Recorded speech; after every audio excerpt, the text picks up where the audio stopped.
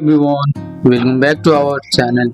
In today's video, I will show you how to change the aspect ratio in the Filmora mobile app. Let's get started. First, open your Filmora app on your phone and make sure you are logged into your account.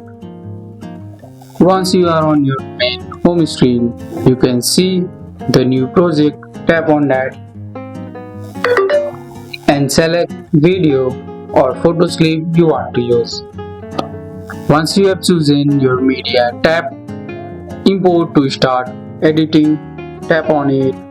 Now that you are inside the editor, look at the bottom toolbar, swipe left or right until you see an option that says format or something. Just tap on that. Once you will see different aspect ratio to choose from, like for YouTube or Instagram and more. After adjusting and selecting the ratio, you might notice your video is zoomed in or cropped. Don't worry, use two fingers to pinch and move the video so it fits how you want inside the frame. Once you are happy with how it looks, tap the export icon at the top right and save or share your video. That's all.